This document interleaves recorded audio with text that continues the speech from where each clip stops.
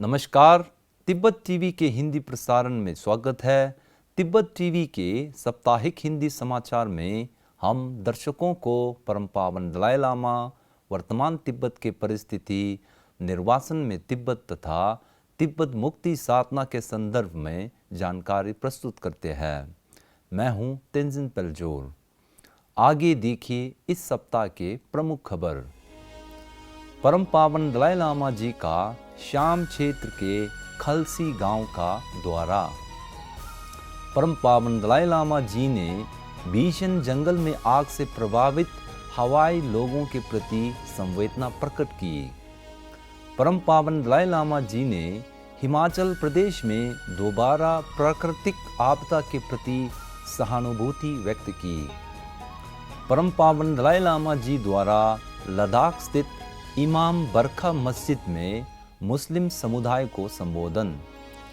केंद्रीय तिब्बती प्रशासन ने भारत का 77वां स्वतंत्रता दिवस मनाया।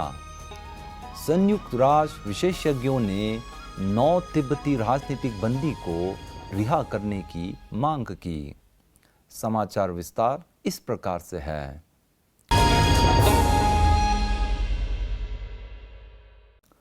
श्याम क्षेत्र के लोगों की अनुरोध पर आज सुबह परम पावन दलाई लामा जी ने श्याम क्षेत्र के खालसी गांव का यात्रा किया था।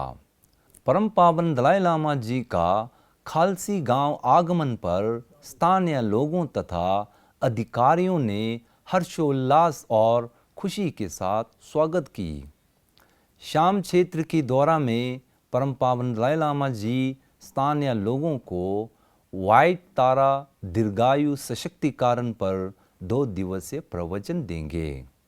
आज सुबह परम पावन जी ने श्याम क्षेत्र में लद्दाख स्वायत्त पहाड़ी विकास पार्षद द्वारा निर्माण किए गए प्रवचन स्थल, श्याम इकाई के लद्दाख बौद्ध संघ और स्थानीय महाविद्यालय का शिलान्यास तथा उद्घाटन किया था।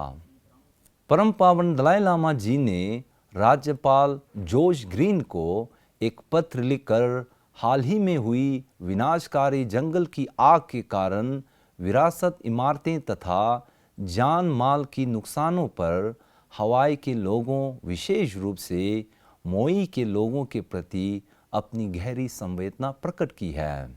उन्होंने इस त्रासदी से प्रभावित लोगों, विशेषकर पीड़ित के परिवारों के प्रति प्रार्थना भेजा है। अपने संवेदना संदेश में परम पावन जी ने कहा कि मुझे हवाई का काफ़ी बार यात्रा करने की सौभाग्य मिला है और माउई का भी यात्रा किया है। मैं हवाई की लोगों द्वारा मेरी बुनियादी मानव मूल्यों तथा अंतर धार्मिक सद्भाव को बढ़ावा देने की प्रयासों में रुचि दिखाने के लिए प्रशंसा करता हूँ। मैं प्रार्थना करता हूँ कि आपको और हवाई के लोगों को इस त्रासदी से निपटने के लिए आध्यात्मिक बल प्रदान करे। एक अन्य संदेश में परम पावन दलाई लामा जी ने हिमाचल प्रदेश के मुख्यमंत्री को एक पत्र लिखकर कहा कि मुझे ये जानकर बहुत दुख हुआ कि एक बार फिर कुछ दिनों में हमारे राज्य में बारिश से संबंधित घटनाओं में 50 से अधिक लोगों की जान चली गई है।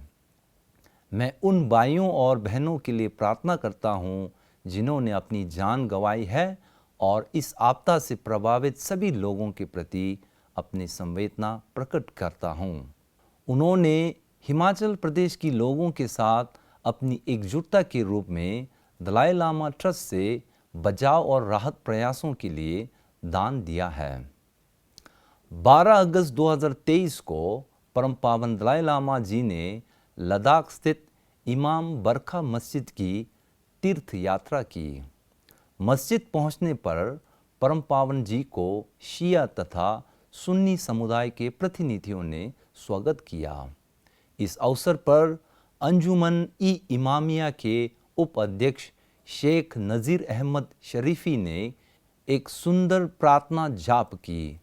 अध्यक्ष अशरफ अली बर्च ने परम पावन दलाई लामा जी द्वारा विश्व शांति, अंतर धार्मिक सद्भाव को बढ़ावा देने तथा मानवता की एकता जैसे मूल सिद्धांतों में महान योगदानों के लिए गहरा सम्मान तथा सराहना किया है।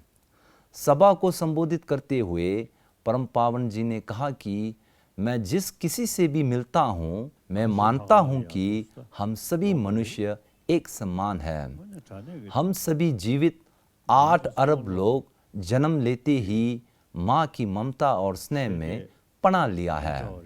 उन्होंने कहा कि इस मस्जिद में हमारा एकत्रित होना भाईचारे का प्रतीक है।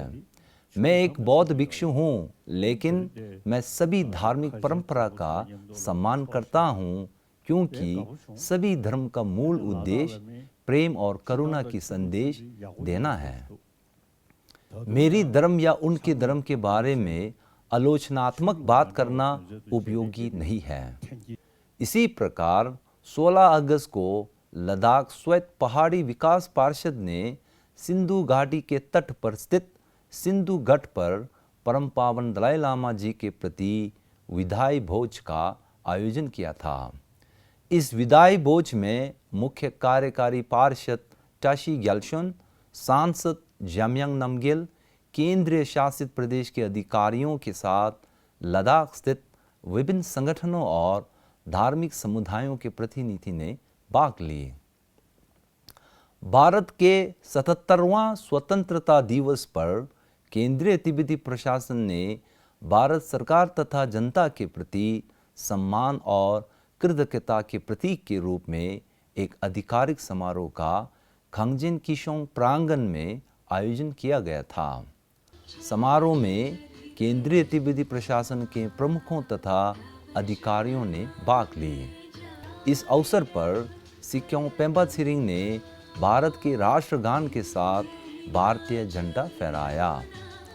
मीडिया को संबोधित करते हुए सिक्योंग पेम्बा छिरिंग ने कहा कि इस ऐतिहासिक दिन पर मैं तिब्बत के अंदर और निर्वासन में रह रहे तिब्बतियों की ओर से भारत सरकार और भारत के जनता को बधाई देना चाहता हूं।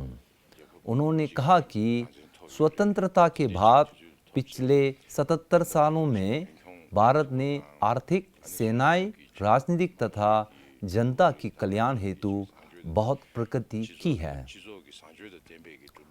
संयुक्त राष्ट्र के 3 स्वतंत्र विशेषज्ञों ने एक बयान जारी कर चीनी कम्युनिस्ट शासन से तिब्बत के 9 पर्यावरण तथा मानवाधिकार रक्षकों के बारे में सही जानकारी देने की मांग की है। इन तिब्बती कार्यकर्ताओं को चीनी अधिकारियों ने हिरासत में लिया तथा लंबे समय के लिए सजा सुनाई गई थी।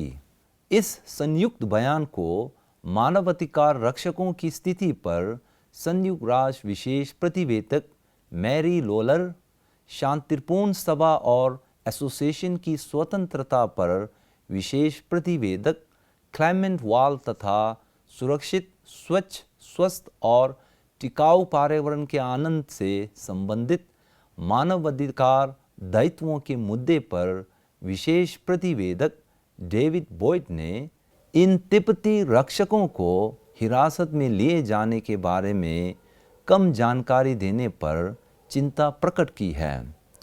संयुक्त राष्ट्र विशेषज्ञों के संयुक्त बयान का सूचना एवं अंतर्राष्ट्रीय संबंध विभाग के कालुन नॉर्जिन डोल्मा ने स्वागत किया और पिछले कुछ दशकों से चीन द्वारा तिब्बती मानवाधिकार रक्षकों को अवैध रूप से चुप कराने की जांच के लिए विशेषज्ञों को धन्यवाद दी। उन्होंने चीन सरकार से सभी तिब्बती राजनीतिक बंदी को जल्द रिहा करने की आग्रह किया। इसी के साथ आज का खबर यही समाप्त होती है। अगले हफ्ते हम फिर मिलेंगे। मुझे दीजिए आज्ञा। धन्यवाद।